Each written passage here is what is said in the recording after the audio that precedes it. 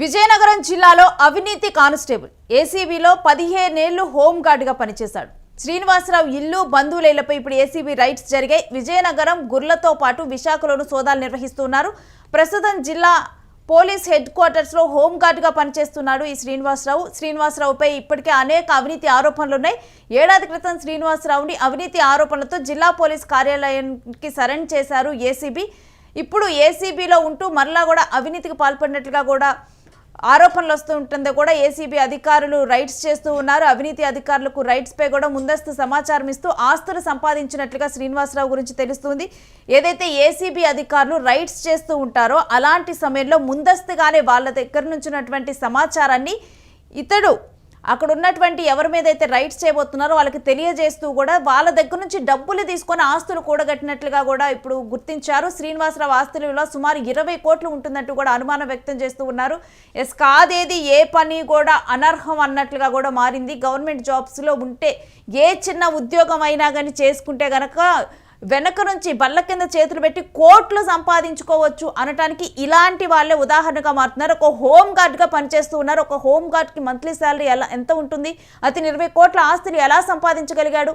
ఇప్పుడు ఏసీబీ అధికారులు అక్కడ మొత్తం కూడా వాళ్ళ ఇళ్ల మీద మొత్తం సోదాలు నిర్వహిస్తూ ఉన్నారు, దాడులు చేస్తూ ఉన్నారు. దీనికి సంబంధించిన డీటెయిల్స్ తెలుసుకుందాం. ముందుగా అక్కడ ఉన్నటువంటి పరిశీలిస్తూ ఉన్నారు. వాటికి సంబంధించిన విజువల్స్ ఒకసారి చూద్దాం.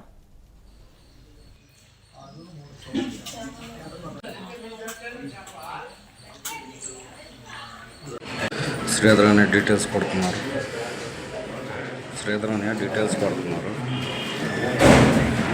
ఇక్కడ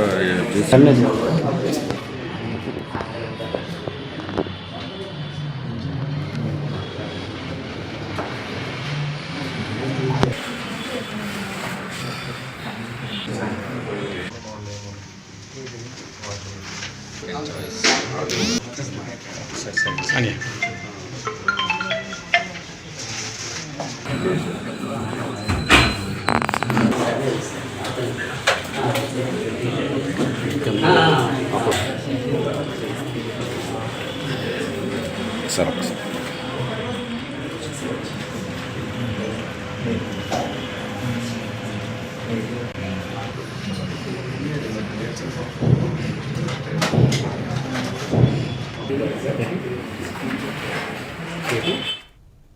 ఇక ఇదే అంశానికి సంబంధించిన డీటెయిల్స్ మా ప్రతినిధి రమేష్ అడిగి తెలుసుకుందాం.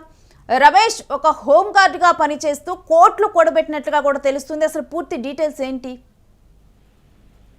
మనం చూసుకుంటే చారిత్రాత్మకంగా జరిగిన ఇష్యూ అయితే ఒక రకంగా చూసుకుంటే ఒక హోమ్ గార్డ్ ఇంట్లో 20 కోట్ల పైన ఆదాయానికి మించిన ఆస్తులు కూడబెట్టాడని చెప్తుంటే ఒక విచిత్రమని చెప్పాలి. ఒక రకంగా చూసుకుంటే మనం ఇది శ్రీనివాస్ అనే వ్యక్తి ఏసీబీలోని హోమ్ గార్డ్ గా 15 సంవత్సరాలు పనిచేసి అక్కడి నుంచి సస్పెక్ట్ అయ్యి కూడా మళ్ళీ ఎస్పీ ఆఫీసర్ పనిచేస్తారు.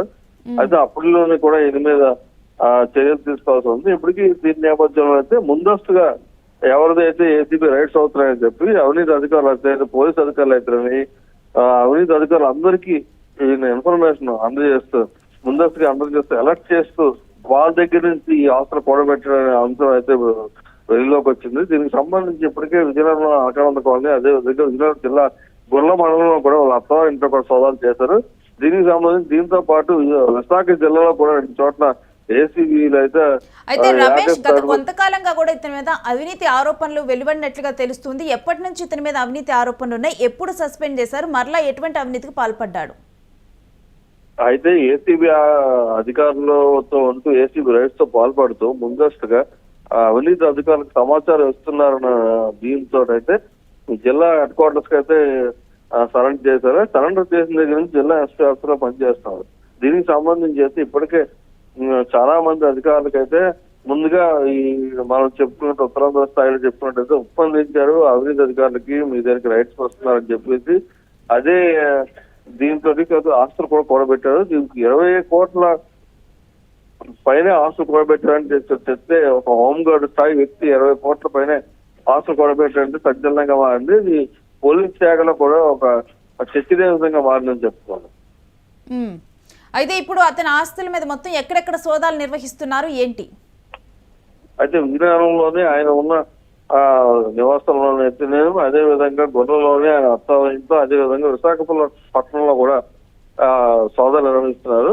అయితే దీనిపై పూర్తి సమాచారం రావాలి. ఇప్పటికీ 6 గంటల నుంచి సోదాలు అయితే నిర్వహిస్తూ ఉన్నారు. పూర్తి సమాచారం రావాలంటే ఈ 20 కోట్ల పైన ఆస్తులు ఏసీబీ అధికారులు అదే హోంగార్డ్ తోటి అని చెప్పడంతో అయితే దీని మీద పూర్తి స్థాయిలోనే దర్యాప్తు పూర్తయితే కానీ మనకు పూర్తి సమాచారం ఉంది.